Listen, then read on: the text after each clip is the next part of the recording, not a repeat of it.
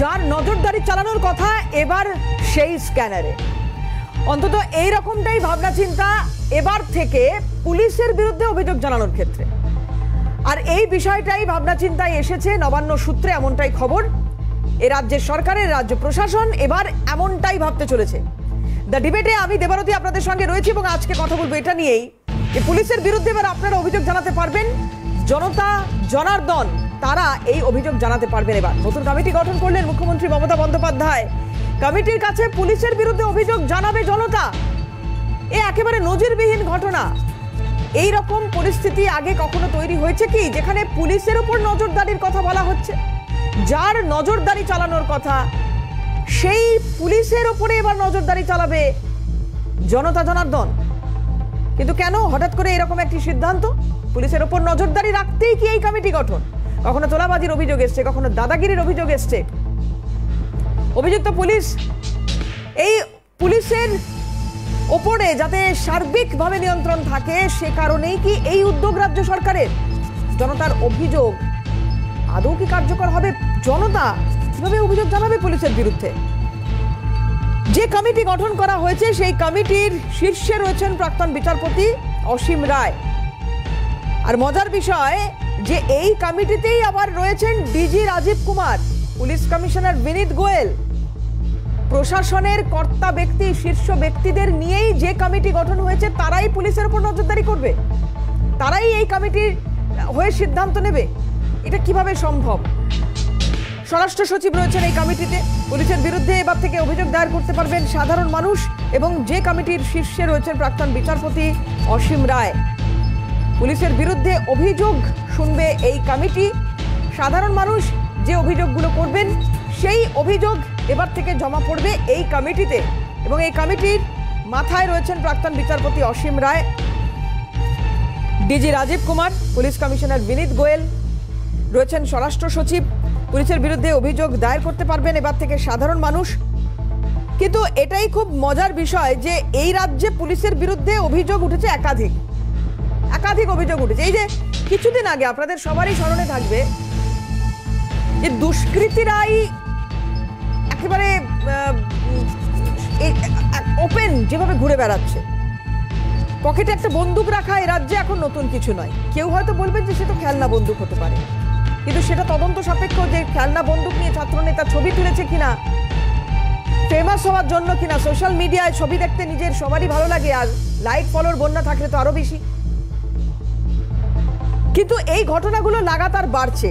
শাহজাহানকে দেখছি বুক ফুলিয়ে পুলিশ কাস্টাডিতে, জেসিবি তাকে দেখছি পুলিশ কাস্টাডিতে বুক ফুলিয়ে।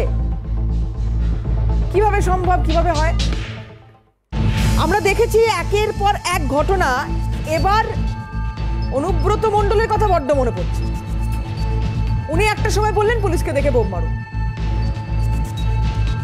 একটা সময় পর্যন্ত মমতা বন্দ্যোপাধ্যায় এই কথা বলেছেন যখন আমরা বকটুয়ের ঘটনা দেখেছি। আপনাদের অনেকেরই স্মরণে থাকবে যে পুলিশকে জানানো হয়নি, তাই পুলিশ আসেনি। কেন আনারুল পুলিশকে জানানো না? সত্যি কথা, পুলিশকে তো জানানোর কথা ছিল। আমরা আমাদের প্রতিনিধি সরাসরি সেই খবর সম্প্রচার করছেন, যেখানে পুলিশ টাকা তুলছে। সেই অভিযোগ পুলিশ টাকা তুলছে এবং যখন আমরা সেই পুলিশকে জিজ্ঞাসা করছি যে আপনি কি করছেন, তখন পুলিশ পালিয়ে যাচ্ছে সিএনএর ক্যামেরা দেখে। তার পেছনে আমরা ধাওয়া করছি, কিন্তু পুলিশের কাছে কোনো সদুত্তর নেই। এটা তো একদিন দুদিন একটা বা দুটো জায়গার ছবি নয়, এটা গোটা রাজ্যের বিভিন্ন প্রান্তের ছবি। বিভিন্ন সময় বিভিন্ন অভিযোগ উঠেছে।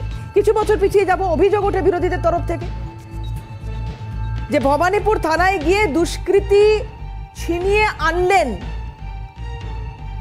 রাজ্যের পুলিশ মন্ত্রী, রাজ্যের মুখ্যমন্ত্রী। এই অভিযোগও আমরা করতে শুনেছি। পুলিশ সেখানে নিরুপায়। পুলিশকেই ছাত্র রাজনীতির শিকার হয়ে টেবিলের তলায় ফাইল মাথায় নিয়ে লুকোতে দেখেছি। এই পুলিশকেই মমতা বন্দ্যোপাধ্যায়ের পায়ে হাত দিয়ে প্রণাম করতে দেখেছি। আবার এই পুলিশের বিরুদ্ধেই অভিযোগ উঠছে যে তারা তোলাবাজি করছে।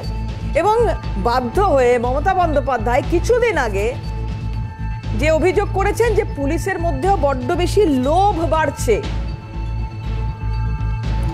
অদ্ভুতভাবে এই ঘটনাগুলো বা এই ছবিগুলো যখন সামনে আসে, যখন পুলিশের বিরুদ্ধে বিভিন্ন অভিযোগকে সামনে রেখে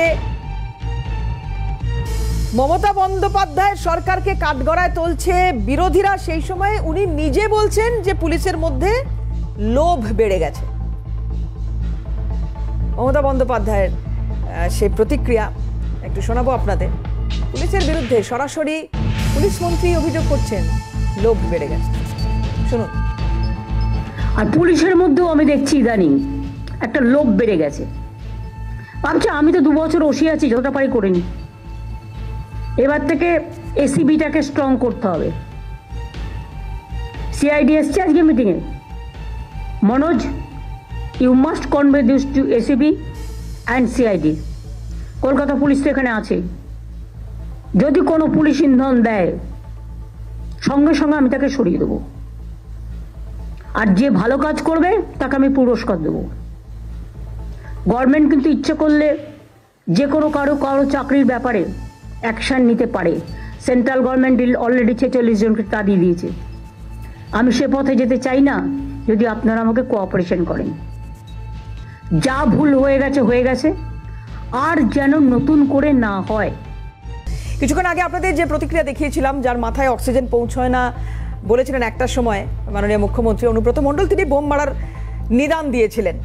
আর তারই আরও একটা প্রতিক্রিয়া একটু ন্যাশনালি নয়, কারণ তিনি বলছেন তিনি কিন্তু কোনো জনপ্রতিনিধি নন। আপনারা জানেন যে তিনি মনে করেন, বা তিনি এর কথা একাধিকবার নাকি তার দলনেত্রীকে জানিয়েছেন যে তিনি কোনো নির্বাচনে লড়বেন না।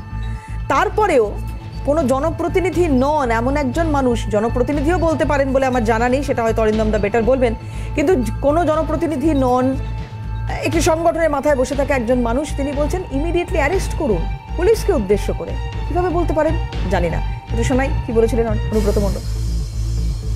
বলতো টাইম দেন 9টা মধ্যে আমি ঢুকে যাবো, একটা বাড়ি ঘর রাখবো না, চুরমার করে দেবো।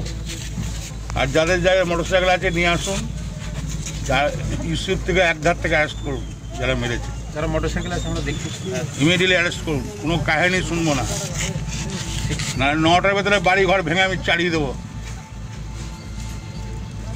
কেন এখানে উন্নয়ন হচ্ছে। আর কোন মান্নান হোসেন জানি না, কোন মান্নান আব্দুল ফবদুল জানি না, কে সিপিএম এর বড় লিডার জানি না। কমিটি গঠন হবে, সেই কমিটির মাথায় যারা থাকবে তাদের নাম আপনাদের বললাম।